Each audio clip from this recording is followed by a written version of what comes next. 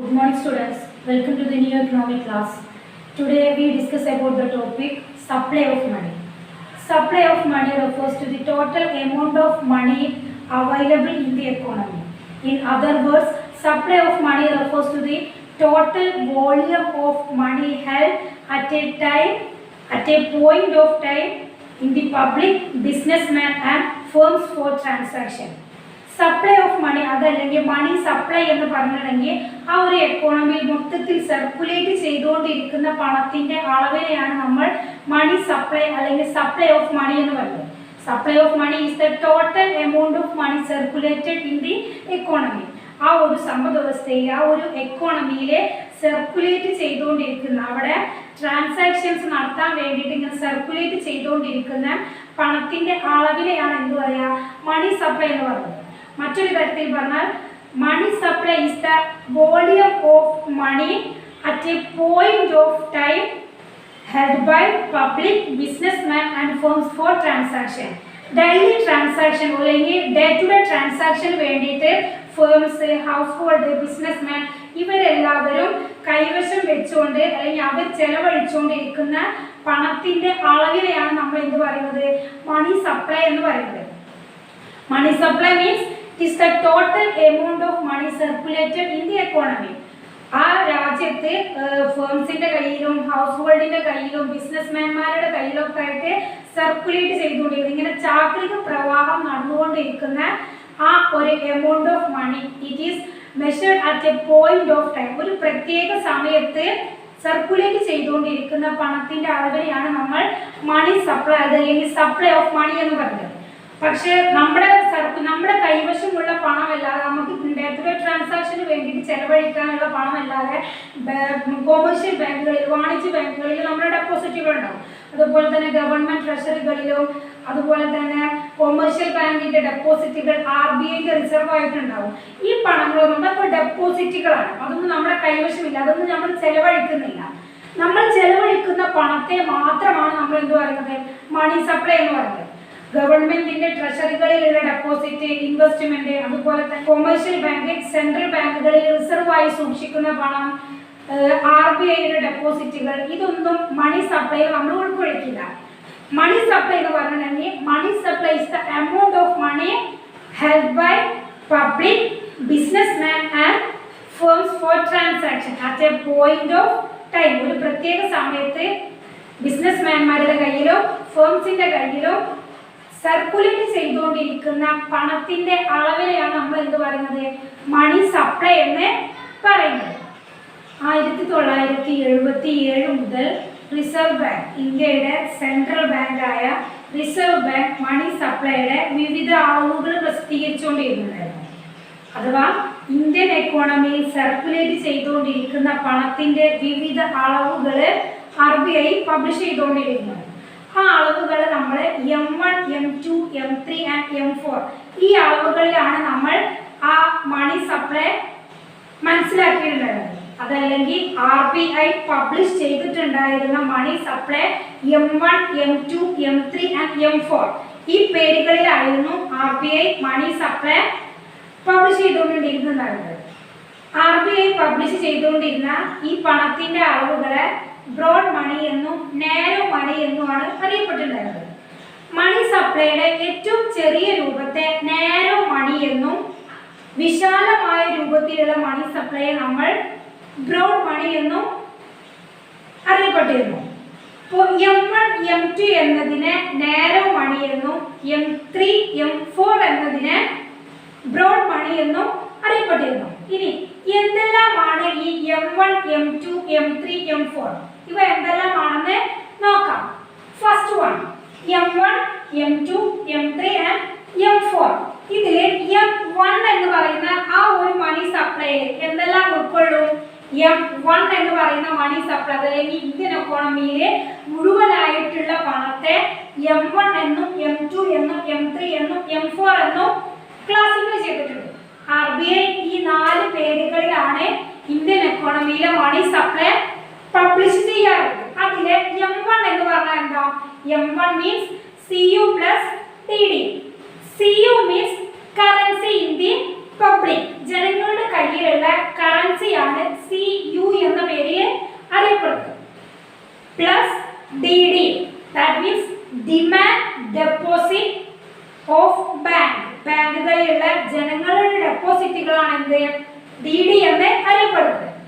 M1 means M1 is equal to CU plus DD. CU means currency and DD means demand deposit. ഇത് രണ്ടും ചേർന്നതാണ് എന്ത് മണി സപ്ലൈയുടെ ഏറ്റവും ചെറിയ രൂപമായ M1 എന്നുള്ളത്. Then next M2. M2 എന്നുള്ള ആ ഒരു ഫോം ഓഫ് മണി സപ്ലൈ ഉൾക്കൊള്ളുന്ന കാര്യങ്ങളാണ് എന്ത് M1 പ്ലസ്. M1 എന്ന് പറഞ്ഞാൽ എന്തെല്ലാം കാര്യങ്ങൾ കൂടി ചേർന്നാണ് കറൻസി പ്ലസ് ഡിമാൻഡ് ഡെപ്പോസിറ്റ്. അപ്പോൾ M2 എന്ന് പറഞ്ഞാലോ currency plus demand deposit plus post office saving deposit. ഈ മൂന്ന് കാര്യങ്ങൾ ചേർന്നതാണ് എന്ത് M2 എന്ന money supply. M1 is equal to currency plus demand deposit. M2 is equal to M1 plus post office saving deposit. Post ഓഫീസുകളിൽ savings ആയിട്ട് സൂക്ഷിച്ചിട്ടുള്ള ഡെപ്പോസിറ്റുകൾ. അപ്പോൾ M2 is equal to M1 plus. M1 plus എന്ന് പറഞ്ഞാൽ ഇവിടെ എന്താണ് ഉദ്ദേശിക്കുന്നത്? M1 എന്ന് പറഞ്ഞാൽ എന്താണ് currency plus demand deposit. M2 is equal to currency plus demand deposit plus post office saving deposit. Then M3. M1 plus net time deposit of commercial bank. M3 എന്ന money supply എന്തെല്ലാം കാര്യങ്ങളാണ് ഉൾക്കൊള്ളുന്നത്? M1 currency plus demand deposit plus net time deposit of commercial bank. Commercial ബാങ്കുകളുടെ at time ഡെപ്പോസിറ്റുകളും എന്തിൽ ഉൾക്കൊള്ളിക്കുന്നുണ്ട്? M3 എന്ന് പറഞ്ഞ form of money സപ്ലൈയിൽ ഉൾക്കൊള്ളിക്കുന്നുണ്ട്. ഇതിൽ എന്ത് ഉൾക്കൊള്ളിക്കുന്നില്ല? പോസ്റ്റ് ഓഫീസ് സേവിംഗ് ഡെപ്പോസിറ്റുകൾ M3 എന്ന ഫോം ഓഫ് മണി സപ്ലൈയിൽ ഉൾക്കൊള്ളിക്കുന്നില്ല. Then നാലാമത്തെ രൂപത്തിലുള്ള മണി സപ്ലൈ ആണ് ഇത് M4. M4 is equal to M3 plus total deposit with post office saving organizations. അപ്പോൾ ഈ നാലാമത്തെ രൂപത്തിലുള്ള മണി സപ്ലൈ നമുക്ക് ഏറ്റവും വലിയ രൂപത്തിലുള്ള മണി സപ്ലൈ എന്ന് നമുക്ക് പറയാൻ പറ്റും. കാരണം എന്താ? M1 എന്ന് പറഞ്ഞാൽ എന്താണ് currency plus demand deposit. M2 എന്ന് പറഞ്ഞാലോ M1 plus post office saving deposit. M3 എന്ന് പറഞ്ഞാലോ M1 plus net time deposit of commercial bank. M3 എന്ന് പറഞ്ഞാൽ കറൻസികളുണ്ട്, ഡിമാൻഡ് ഡെപ്പോസിറ്റുകളുണ്ട്, കൂടെ net time deposit of commercial bank. ഇത് മൂന്നും ചേർന്നാണ് M3. അപ്പൊ M4 എന്ന് പറഞ്ഞ എന്തെല്ലാം കാര്യങ്ങളാണ് M3 ഉൾക്കൊള്ളുന്ന ഈ കാര്യങ്ങളുടെ കൂടെ M2 ആണ് എന്ത് പോസ്റ്റ് ഓഫീസ് സേവിംഗ് ഡെപ്പോസിറ്റ്. അതും കൂടെ ഉൾക്കൊള്ളിച്ചതാണ് എന്ത് M4 എന്ന് പറഞ്ഞത്. M4 is equal to M3 plus total deposit with post office saving organizations. Post office saving deposit organisations കൂടെ അല്ലെങ്കിൽ അവരുടെ കയ്യിലുള്ള ഡെപ്പോസിറ്റുകളും കൂടെ സേവിങ്സുകളും കൂടെ ഉൾക്കൊള്ളിച്ചിട്ടുള്ളതാണ് എന്ത് M4 എന്ന മണി സപ്ലൈ. അപ്പോൾ ഇതിലെ ഈ M1 M2 എന്ന് പറയുന്ന ഈ ഏറ്റവും മണി സപ്ലൈയുടെ ഏറ്റവും ചെറിയ രൂപത്തെ നമ്മൾ നേരോ മണി എന്ന് പറയും. ദാറ്റ് മീൻസ് ചുരുങ്ങിയ രൂപത്തിൽ അല്ലെങ്കിൽ ഇടുങ്ങിയ രൂപത്തിലുള്ള മണി സപ്ലൈ. അതുപോലെ M3 M4 എന്ന് പറയുന്ന ഈ രണ്ട് മണി സപ്ലൈയെ നമ്മൾ ബ്രോഡ് മണി എന്നും പറയും, വിശാലമായ പണം എന്നും പറയും. ഈ രണ്ട് രീതിയിലുള്ള മണി സപ്ലൈയെ വളരെ ചുരുങ്ങിയ കാര്യങ്ങൾ മാത്രമാണ് ഉൾക്കൊള്ളിക്കുന്നുള്ളൂ. പക്ഷേ M3 M4 എന്ന് പറയുന്ന ഈ രണ്ട് മണി സപ്ലൈ ആ ഒരു സമ്പദ്വ്യവസ്ഥയിൽ എന്തെല്ലാം തരത്തിലുള്ള മണി സപ്ലൈ ഉണ്ടോ ആ മണി സപ്ലൈ മുഴുവൻ ഉൾക്കൊള്ളിച്ചിട്ടുള്ളതാണ് എന്ത് M3 and M4. That's why this type of money supply is called broad money. First type of money supply M1 and M2, that means currency and demand deposit and post office deposit is called narrow money, and currency, demand deposit, net time deposit of commercial bank and post office deposit also called broad money. മൊത്തത്തിലുള്ള മണി സപ്ലൈനെ central bank 4 തരത്തിലായിട്ടാണ് publish ചെയ്യാറുള്ളത്. M1, M2, M3 and M4. അതിൽ M1 എന്ന് പറഞ്ഞിട്ടുണ്ടെങ്കിൽ എന്തെല്ലാം ഉൾക്കൊള്ളിട്ടുള്ളതാണ്? Currency plus demand deposit. അതുപോലെ തന്നെ M2 എന്ന് പറഞ്ഞാലോ M1 plus, that means currency plus demand deposit plus post office saving deposit. ഈ M1 M2 എന്ന് പറയുന്ന ആ രണ്ട് മണി സപ്ലൈനെ നമ്മൾ നേരോ മണി എന്നും M3 M4 എന്ന് പറയുന്ന ഈ രണ്ട് മണി സപ്ലൈ നമ്മൾ ബ്രോഡ് മണി എന്ന് പറയും. നാരോ മണി മീൻസ് ഇടുങ്ങിയ രൂപത്തിലുള്ള money supply, broad money means വിശാലമായ രീതിയിലുള്ള money supply. Then M3 means M1 plus net time deposit of commercial bank and M4 is equal to M3 plus total deposit with post office saving organizations. ഇതിൽ തന്നെ M1 M2 എന്ന് പറയുന്ന ഈ രണ്ട് തരത്തിലുള്ള മണി സപ്ലൈക്ക് liquidity കൂടുതലാണ്. The form of money supply M1 and M2 have highest liquidity and M3 and M4 have lowest liquidity. Liquidity means easily transferred to form of money. പെട്ടെന്ന് പണമാക്കി മാറ്റാൻ കഴിയുന്നത് അല്ലെങ്കിൽ നമ്മുടെ ട്രാൻസാക്ഷൻസ് എളുപ്പത്തിൽ നടത്താൻ കഴിയുന്നത് M1 M2 എന്ന് പറയുന്ന ഈ രണ്ട് രൂപത്തിലുള്ള മണി സപ്ലൈ ഉപയോഗിച്ചിട്ടാണ്. M3 ആൻഡ് M4 എന്ന് പറയുന്ന ആ തരത്തിലുള്ള മണി സപ്ലൈക്ക് ലിക്വിഡിറ്റി വളരെ കുറവാണ്. Next we discuss about determinants of money supply. Money സപ്ലൈയെ സ്വാധീനിക്കുന്ന ഘടകങ്ങളെ കുറിച്ചാണ് അടുത്ത് നമ്മൾ പറയാൻ പോകുന്നത്. സെൻട്രൽ ബാങ്കിന്റെയും കൊമേഴ്ഷ്യൽ ബാങ്കിന്റെയും വിവിധ പ്രവർത്തനങ്ങൾ, അതല്ലെങ്കിൽ the actions of commercial bank and central bank have been influenced to the supply of money. Central ബാങ്കിന്റെയും കൊമേഴ്ഷ്യൽ ബാങ്കിന്റെയും വിവിധ തരത്തിലുള്ള പോളിസികൾ, അവരുടെ പ്രവർത്തനങ്ങൾ മണി സപ്ലൈയെ സ്വാധീനിക്കുന്നുണ്ട്. അതല്ലെങ്കിൽ അവരുടെ വിവിധ പ്രവർത്തനങ്ങൾ മണി സപ്ലൈ പല തരത്തിലുള്ള മാറ്റങ്ങൾ കൊണ്ടുവരാനുള്ള സാധ്യതയുണ്ട്. അപ്പോൾ ഈ മണി സപ്ലൈയെ സ്വാധീനിക്കുന്ന ഘടകങ്ങൾ, the determinants of money supply എന്ന് പറയുന്നത് ഇത്രയും കാര്യങ്ങളാണ്. First one CDR, that means currency deposit ratio. Second one reserve deposit ratio, RDR. reserve deposit ratio ലെ വരുന്ന രണ്ട് കാര്യങ്ങളാണ് എന്ത്? Cash reserve ratio, that means CDR, statutory liquidity ratio, SLR. RBIയുടെയും അതുപോലെ തന്നെ കൊമേഴ്ഷ്യൽ ബാങ്കിന്റെയും വിവിധ പ്രവർത്തനങ്ങളുടെ ഫലമായിട്ട് മണി സപ്ലൈയെ മാറ്റങ്ങൾ വരാനുള്ള കാരണമുണ്ട്. അതല്ലെങ്കിൽ മണി സപ്ലൈയിൽ പലതരത്തിലുള്ള മാറ്റങ്ങൾ ഉണ്ടാകാൻ സാധ്യതയുണ്ട്. ആ മാറ്റങ്ങൾക്ക് കാരണമാകുന്ന കൊമേഴ്ഷ്യൽ ബാങ്കിന്റെയും റിസർവ് ബാങ്കിന്റെയും വിവിധ പ്രവർത്തനങ്ങളാണ് ഇവിടെ കൊടുത്തിട്ടുള്ളത്.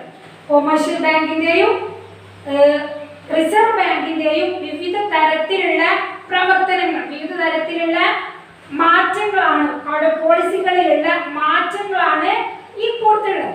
ഇനി ഇത് ഓരോന്നും നമുക്ക് എന്താണെന്ന് നോക്കാം. ഡിറ്റർമിനൻസ് ഓഫ് മണി സപ്ലൈയിലെ ഫസ്റ്റ് വൺ, മണി സപ്ലൈയെ സ്വാധീനിക്കുന്ന ഒന്നാമത്തെ ഘടകമാണ് എന്ത്? Currency deposit ratio, that is CDR. CDR is the ratio of money held in the public in the form of currency and deposit to bank.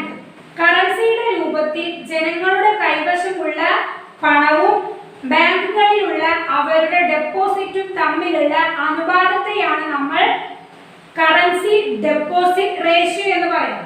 ഒരാളുടെ കയ്യിലുള്ള പണം, അയാൾ കുറച്ച് പണം അയാളുടെ കൈവശം വെച്ചിട്ട് ബാലൻസ് വരുന്ന പണം അയാൾ ബാങ്കിൽ നിക്ഷേപിച്ചിട്ടുണ്ടാവും. അപ്പോൾ അയാളുടെ കൈവശമുള്ള പണവും അയാൾ ബാങ്കിൽ ഡെപ്പോസിറ്റ് ചെയ്തിട്ടുള്ള പണവും തമ്മിലുള്ള അനുപാതത്തെയാണ് നമ്മൾ എന്ത് പറയുന്നത്?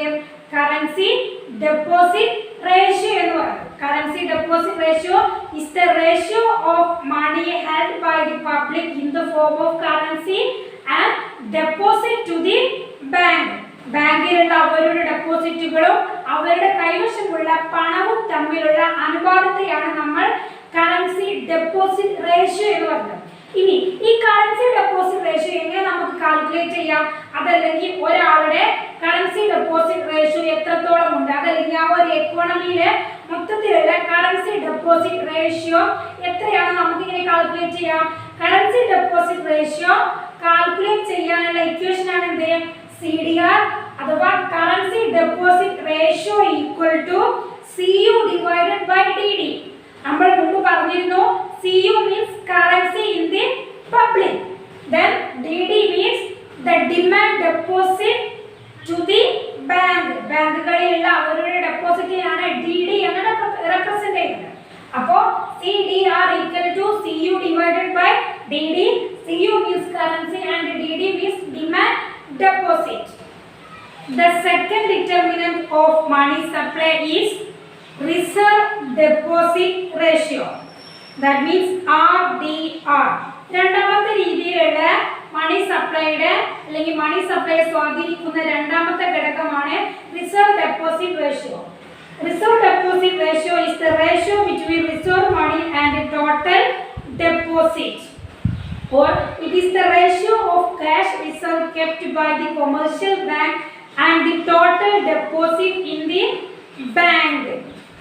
Reserve deposit ratio എന്ന് പറഞ്ഞാൽ വാണിജ്യ ബാങ്കുകൾ റിസർവ് ആയി സൂക്ഷിക്കുന്ന പണവും ബാങ്കുകളിലെ മൊത്തം ഡെപ്പോസിറ്റും തമ്മിലുള്ള അനുപാതത്തെയാണ് നമ്മൾ റിസർവ് ഡെപ്പോസിറ്റ് റേഷ്യോ എന്ന് പറയുന്നത്. Reserve deposit ratio is the ratio between reserve money and the total deposit, or it is the ratio of cash reserve kept by commercial bank and total deposit in the bank is called RDR, or reserve deposit ratio.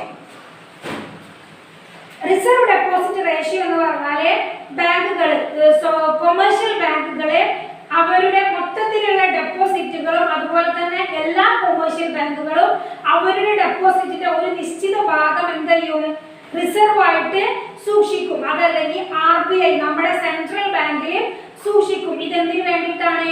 എന്തെങ്കിലും തരത്തിലുള്ള emergencies, ഒന്നുകിൽ bank കത്തി നശിക്കുക, അതല്ലെങ്കിൽ മറ്റെന്തെങ്കിലും തരത്തിലുള്ള നഷ്ടം സംഭവിക്കുകയാണെങ്കിൽ ഈ ഒരുപാട് ഡെപ്പോസിറ്റേഴ്സിനും ഒരുപാട് ഇൻവെസ്റ്റേഴ്സ് ഉണ്ടാവില്ല ബാങ്കില്. കാരണം നമ്മളെല്ലാവരും നമ്മുടെ ക്യാഷ് ഇൻവെസ്റ്റ് ചെയ്യും കൊമേഴ്ഷ്യൽ ബാങ്കിൽ.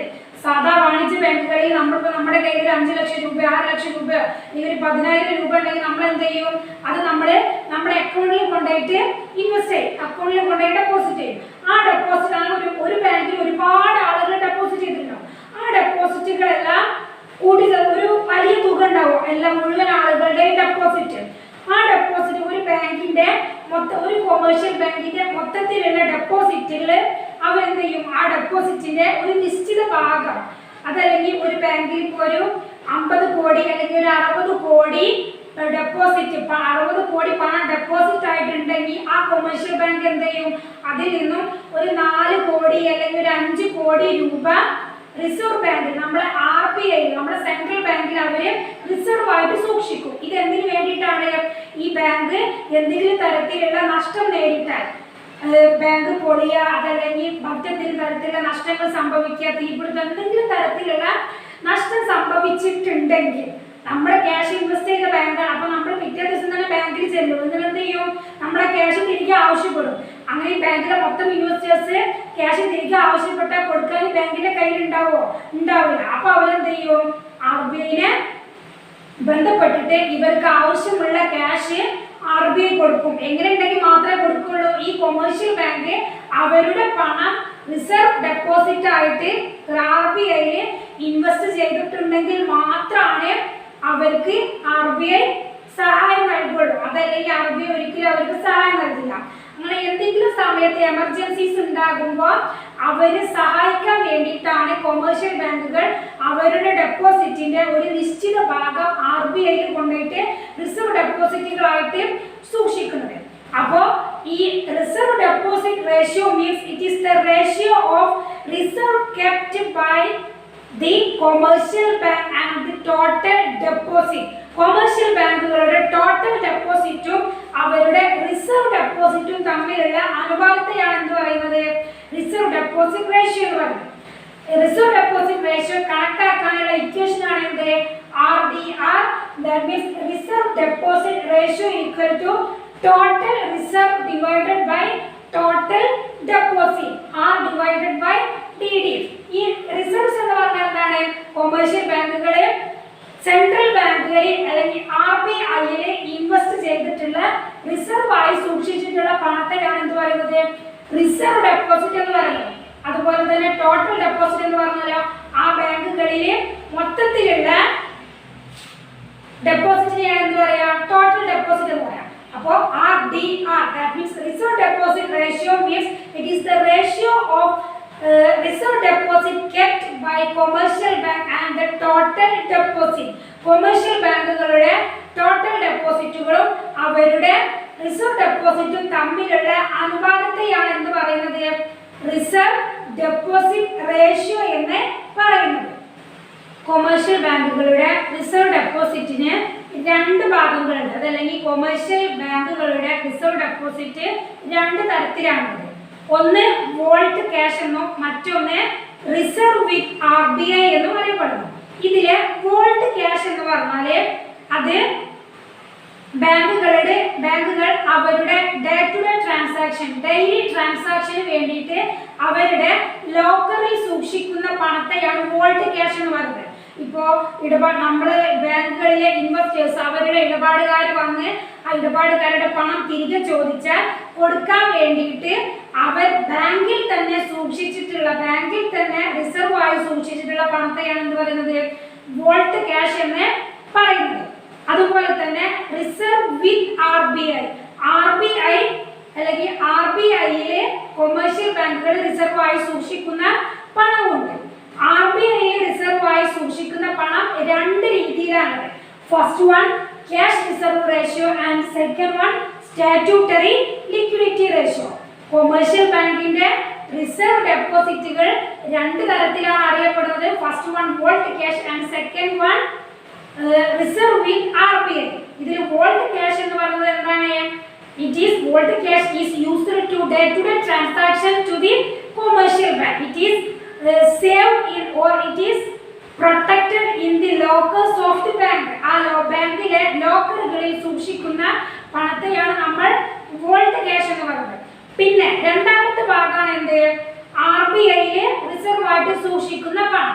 ഈ RBIയിലെ റിസർവ് ആയിട്ട് സൂക്ഷിക്കുന്ന പണം രണ്ട് രീതിയിലാണ് സൂക്ഷിക്കുന്നത്. First one cash reserve ratio and second one statutory liquidity ratio.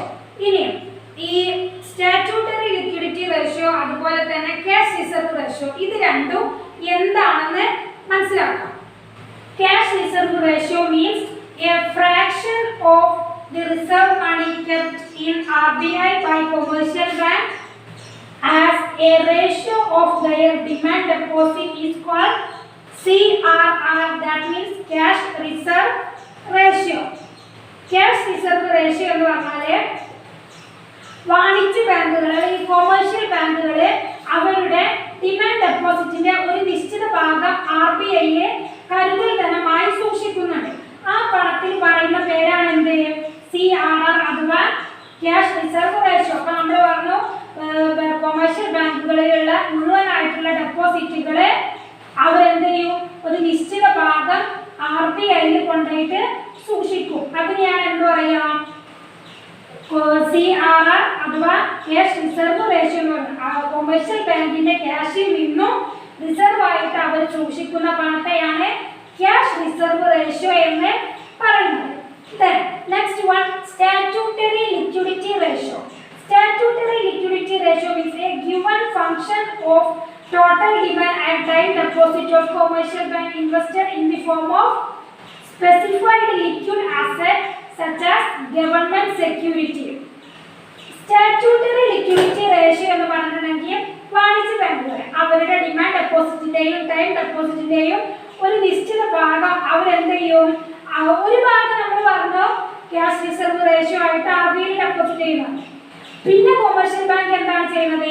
അവരുടെ കയ്യിലുള്ള ഡെപ്പോസിറ്റിന്റെ ഒരു ഭാഗം സ്വർണങ്ങളായിട്ടും അതുപോലെ തന്നെ ഗവൺമെന്റ് സെക്യൂരിറ്റികളായിട്ടും നിക്ഷേപിക്കും. അതല്ലെങ്കിൽ ഗവൺമെന്റ് സെക്യൂരിറ്റികളിലും ഗോൾഡ് ഇൻവെസ്റ്റ്മെന്റിലൊക്കെ അവരുടെ ഡെപ്പോസിറ്റുകൾ നിക്ഷേപിക്കും. അത്തരത്തിലുള്ള നിക്ഷേപങ്ങൾക്ക് പറയുന്ന പേരാണ് സ്റ്റാറ്റ്യൂട്ടറി ലിക്വിഡിറ്റി റേഷ്യോ. അടുത്തത് നമുക്ക് മനസ്സിലാക്കാനുള്ള മറ്റ് രണ്ട് ടേമാണ് എന്ത്? ലെൻഡിങ് റേറ്റും ബോറോയിങ് റേറ്റും. Borrowing rate means it is the interest rate paid to the commercial bank by the depositor. Borrowing rate എന്ന് പറഞ്ഞിട്ടുണ്ടെങ്കിൽ അത് ബാങ്കുകൾ, വാണിജ്യ ബാങ്കുകൾ അവരുടെ ഡെപ്പോസിറ്റേഴ്സിന് കൊടുക്കുന്ന ഇൻട്രസ്റ്റ് റേറ്റ്. ഇപ്പൊ നമ്മൾ ഒരു ബാങ്കിൽ പോയിട്ട് ഒരു 10,000 രൂപ നിക്ഷേപിച്ചിട്ടുണ്ട്. അപ്പൊ അതിൽ നിന്നുള്ള പലിശ, അതിന്റെ ഇൻട്രസ്റ്റ് ബാങ്ക് നമുക്ക് തരും. ബാങ്കുകാര് ഡെപ്പോസിറ്റേഴ്സിന് കൊടുക്കുന്ന പണത്തെയാണ്, അല്ലെങ്കിൽ ബാങ്കുകാര് ഡെപ്പോസിറ്റേഴ്സിന് നൽകുന്ന ഇൻട്രസ്റ്റ് റേറ്റിനെയാണ്, പലിശ നിരക്കിനെയാണ് എന്ത് പറയുന്നത്? ബോറോയിങ് റേറ്റ് എന്ന് പറയുന്നത്. Then lending rate means it is the interest rate charged by the commercial bank to the depositors for loans in advance. Loan depositors loan വാങ്ങുമ്പോൾ, അതല്ലെങ്കിൽ ബാങ്കിൽ നിന്ന് ആരെങ്കിലും ലോൺ വാങ്ങുമ്പോൾ ആ ലോണിന് ബാങ്കുകാർ ചുമത്തുന്ന പലിശയാണ് എന്ത്? ലെൻഡിങ് റേറ്റ് എന്ന് പറയുന്നത്. ബോറോയിങ് റേറ്റ് എന്ന് പറഞ്ഞാൽ ബാങ്കുകളിൽ ഡെപ്പോസിറ്റ് ചെയ്യുമ്പോൾ ഡെപ്പോസിറ്റേഴ്സിന് ബാങ്കുകാർ കൊടുക്കുന്ന പണമാണ് എന്ത്? Borrowing rate.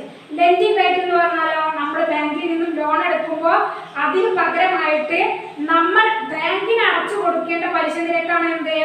Lending rate. എപ്പോഴും ലെൻഡിങ് റേറ്റ് ബോറോയിങ് റേറ്റിനേക്കാൾ കൂടുതലായിരിക്കും. അടുത്തത് നമുക്ക് മനസ്സിലാക്കാനുള്ള മറ്റൊരു ടേമാണ് എന്ത്? High powered money. High powered money is the total liability of the monetary authority. It is the money injected by the monetary authority of a country. In the economy, it is also called monetary base or base money എന്ന് പറയും. High powered money എന്ന് പറഞ്ഞാൽ ഒരു രാജ്യത്തിന്റെ കേന്ദ്ര ധനകാര്യ സ്ഥാപനത്തിന്റെ മൊത്തം ബാധ്യതകൾക്കാണ് എന്ത് പറയാ? ഹൈ പവർഡ് മണി എന്ന് പറയാം. High powered money means this the total liability of the monetary authority of a country. നമ്മുടെ രാജ്യത്തിന്റെ മോണിറ്ററി അതോറിറ്റി എന്നറിയപ്പെടുന്ന ഏതാണ്? RBI, reserve bank of India. നമ്മുടെ രാജ്യത്തിന്റെ കേന്ദ്ര ബാങ്കാണ് നമ്മുടെ രാജ്യത്തിന്റെ മോണിറ്ററി അതോറിറ്റി എന്ന് അറിയപ്പെടുന്നത്. അതുകൊണ്ട് തന്നെ RBIയുടെ മൊത്തത്തിലുള്ള ബാധ്യതകൾക്കാണ് എന്ത് പറയാ? ഹൈ പവർഡ് മണി എന്ന് പറയാം. High powered money is the money is the total liability of monetary authority. ഒരു രാജ്യത്തിന്റെ കേന്ദ്ര ധനകാര്യ സ്ഥാപനത്തിന്റെ മൊത്തം ബാധ്യതകൾക്കാണ് എന്ത് പറയുക? ഹൈ പവർഡ് മണി എന്ന് പറയുക. അതിലെന്തെല്ലാം ഉൾക്കൊള്ളും? ഒരു സമ്പദ് വ്യവസ്ഥയിലെ കറൻസി, അതുപോലെ തന്നെ വാണിജ്യ ബാങ്കുകളുടെയും ഗവൺമെന്റിന്റെയും RBIയുടെ കയ്യിലുള്ള നിക്ഷേപങ്ങൾ എന്നിവ ചേർന്നതാണ് ഹൈ പവർഡ് മണി എന്ന്. അപ്പൊ ഈ ഹൈ പവർഡ് മണിയെ നമ്മൾക്ക് ഇക്വേഷൻ രൂപത്തിൽ എങ്ങനെ എഴുതാൻ പറ്റും? H is equal to CU plus R. CU means currency held by the public and R means reserve deposit of commercial bank and RBI. RBIയുടെ കയ്യിലുള്ള ഡെപ്പോസിറ്റുകളും കൊമേഴ്ഷ്യൽ ബാങ്കിന്റെ കയ്യിലുള്ള ഡെപ്പോസിറ്റുകളും ജനങ്ങളുടെ കയ്യിൽ കറൻസി രൂപത്തിലുള്ള പണവും ചേർന്നതാണ് എന്ത്? ഹൈ പവർഡ് മണി. അതല്ലെങ്കിൽ ആ രാജ്യത്തുള്ള മൊത്തത്തിലുള്ള പണത്തെയാണ് എന്ത് പറയുന്നത്? ഹൈ പവർഡ് മണി എന്ന് പറയുന്നത്. High powered money is the total liability of monetary authority or it is the total liability of RBI. RBIയുടെ മൊത്തത്തിലുള്ള ബാധ്യതകൾക്ക് പറയുന്ന പേരാണ് എന്ത്? High powered money. അടുത്തതായിട്ട് നമുക്ക് മനസ്സിലാക്കേണ്ട മറ്റൊരു കാര്യമാണ് എന്ത്? Money multiplier. Money multiplier is the ratio of stock of money to the stock of high powered money in the economy is called money multiplier. Money multiplier എന്ന് പറഞ്ഞിട്ടുണ്ടെങ്കിൽ ഒരു സമ്പദ് വ്യവസ്ഥയിലെ പണത്തിന്റെ സ്റ്റോക്കും അതുപോലെ തന്നെ ഹൈ പവർഡ് മണിയുടെ സ്റ്റോക്കും തമ്മിലുള്ള അനുപാതത്തെയാണ് എന്ത് പറയുന്നത്? മണി സപ്ലൈ എന്ന് അല്ല മണി multiplier എന്ന് പറയുന്നത്. Money multiplier means it is the ratio of stock of money to the stock of high powered money in the economy. ആ ഒരു സമ്പദ് വ്യവസ്ഥയിലെ ഒരു എക്കോണമിയിലെ മൊത്തത്തിലുള്ള പണത്തിന്റെ ശേഖരവും ഹൈ പവർഡ് മണിയുടെ ശേഖരവും തമ്മിലുള്ള അനുപാതത്തെയാണ് എന്ത് പറയുന്നത്?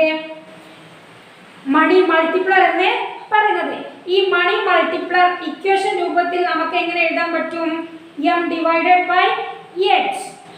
M means money, stock of money, and H means stock of high powered money. ഇതിനെ ഒന്നുകൂടെ സിംപ്ലിഫൈ ചെയ്തിട്ട് നമുക്ക് എളുപ്പത്തിൽ മനസ്സിലാക്കാൻ വേണ്ടിയിട്ട് നമുക്ക് ഏത് രൂപത്തിൽ എഴുതാം? Money multiplier is equal to M divided by H is equal to 1 plus CDR divided by CDR plus RDR. CDR means cash deposit ratio divided by cash deposit ratio plus reserve deposit ratio is greater than 1. അപ്പോൾ ഇന്നത്തെ ക്ലാസ്സിൽ നമ്മൾ പ്രധാനമായിട്ടും discuss ചെയ്ത കാര്യങ്ങൾ എന്തൊക്കെയായിരുന്നു?